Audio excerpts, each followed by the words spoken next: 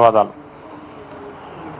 10 లక్షల మంది గీత వృత్తిదారులకు దక్కాల్సిన ప్రయోజనం కేవలం ఒక వ్యక్తి దక్కించుకోవడాన్ని తప్పకుండా ప్రతి ఒక్కరం ఖండించాల్సిందే. ఎందుకంటే ఇప్పుడు ఆయన మొన్న రాసిన పేపర్లో చెప్తా ఉన్నారు, మొత్తం గౌడ కులం వృత్తినంతా అభివృద్ధి చేస్తున్నా, ఏదో మార్పు చేస్తున్నా అంటాం. నువ్వు కొత్తగా చేసిన మార్పు ఏం లేదు. ఉస్మానియా యూనివర్సిటీలోనే ఇండియన్ ఇన్స్టిట్యూట్ ఆఫ్ కెమికల్ టెక్నాలజీలో 30 అడుగులు ఉన్నటువంటి తాడి చెట్టును 10 అడుగులకు చేసే విధంగా కూడా డిపిఆర్ తయారు చేసి పెట్టించడం.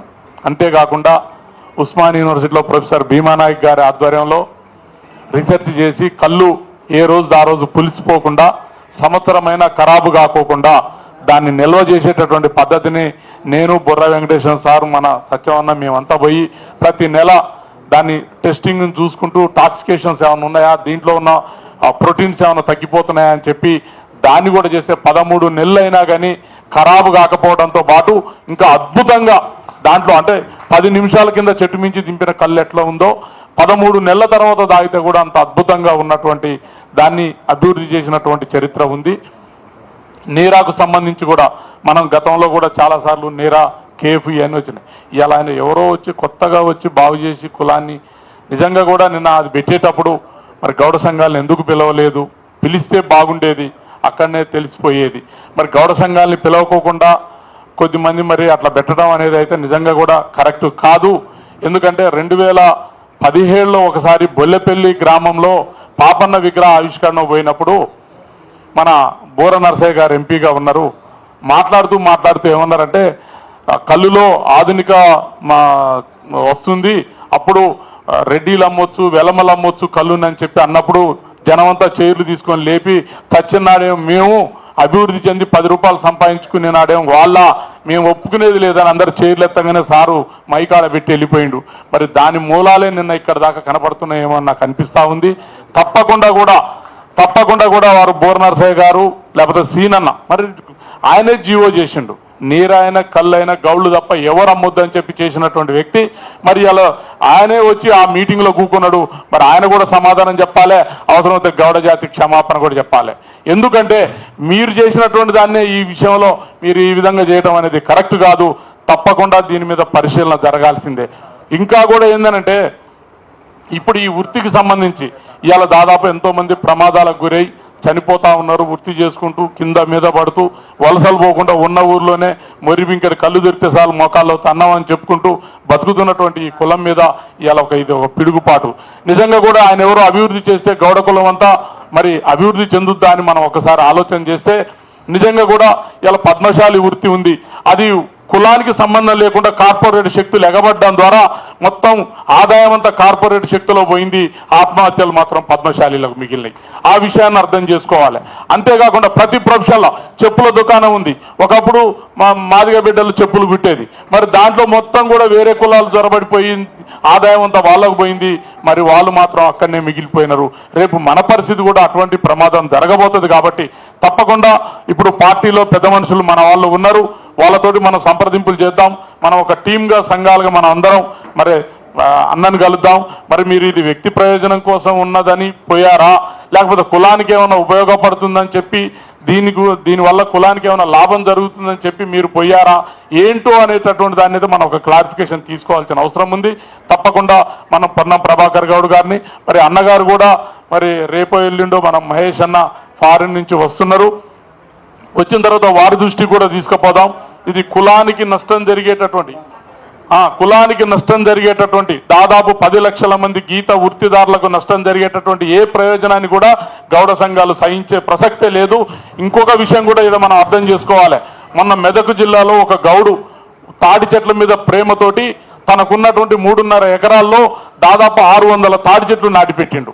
కానీ ఎక్సైజ్ యాక్ట్లో ఏముందంటే నువ్వు సొసైటీకి ఉపజెప్పాల్సిందే తప్ప నీ వ్యక్తిగతంగా తీసుకోవడానికి లేదని చెప్పి అతన్ని ముప్పు తిప్పలు పెట్టినటువంటి పరిస్థితులు ఉన్నాయి.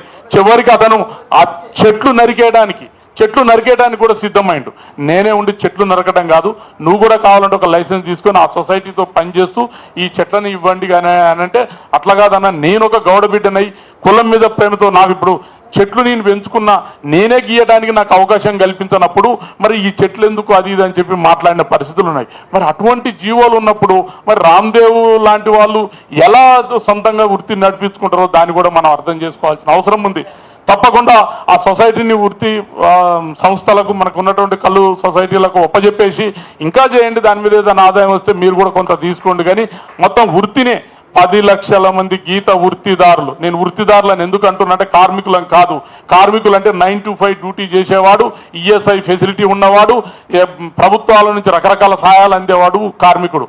కానీ గౌడ బిడ్డ ఆయన కార్మికుడు కాదు, పుట్టుకతోటి చచ్చే వరకు ఆ వృత్తి చేస్తూ, వృత్తిలో ఫలితం వచ్చినా రాకపోయినా, బతికినా చచ్చినా, ప్రాణాలు పోతున్నా ఆ వృత్తిని మారి ఇంకో వృత్తులకు ట్రాన్స్ఫర్ అయ్యే అవకాశం లేదు. కాబట్టి ఇది గీత వృత్తిదారులు ఆ రోజు మన వెంకన్న సంఘం పెట్టినప్పుడు కూడా చాలా అప్రిషియేట్ చేసిన, మంచి పేరు పెట్టిన. తప్పకుండా ఇది వృత్తి, మన హక్కు. గీత వృత్తి అనేది, గౌడ వృత్తి అనేది మన హక్కు. కాబట్టి ఆ హక్కు జోలికి ఎవరు వచ్చినా కానీ తప్పకుండా వాళ్ళు గౌడ జాతి నుంచి వ్యతిరేకత ఎదుర్కొంటారు. ఈ విషయంలో తప్పకుండా నేను ఒక జై గౌడ్ ఉద్యమంగా నేను 2.5 దశాబ్దాలుగా ఈ పని చేస్తూనే ఉన్నా. నేను కూడా ఏం కోరుకున్న గతం నుంచి తాటి చెట్టు హైబ్రిడ్ జరగాలి, కళ్ళు ప్రిజర్వేషన్ జరగాలి, తర్వాత హైదరాబాద్కు 4 పక్కల్లో 1000 ఎకరాల్లో తాటి ఈత వనాలు పెంచి గౌడ కులానికి ఒప్పజెప్పాలి. అంతేకాకుండా ప్రతి జిల్లా కేంద్రంలో 100 ఎకరాల భూమి ఇవ్వాలి, ప్రతి మండల కేంద్రంలో 50 ఎకరాల భూమి ఇస్తే స్వచ్ఛమైనటువంటి కళ్ళు తెచ్చి ప్రజల ఆరోగ్యాన్ని కాపాడితే ఇవాళ హైదరాబాద్ లాంటి ప్రాంతాల్లో 2500 నర్సింగ్ హోమ్లు పుట్టే అవకాశమే లేదు. కళ్ళు వృత్తిని నాశనం చేయడం ద్వారా ప్రజలు రోగాల పాలన పడి ఈ మలినమైనటువంటి కల్తీ ఫుడ్లు తిని అన్యాయానికి గురైతా ఉన్నారు అని చెప్పి ఎప్పటి నుంచో నావు సంఘం తరఫున కూడా నేను ఆ ఉద్యమం చేసుకుంటూ ముందుకు వస్తా ఉన్నా. ఇవాళ తప్పకుండా దానికే ప్రమాదం, అస్తిత్వానికే ప్రమాదం వచ్చినప్పుడు అందరం కూడా పార్టీలకు అతీతంగా ఏకం కావాల్సిన అవసరం ఉంది.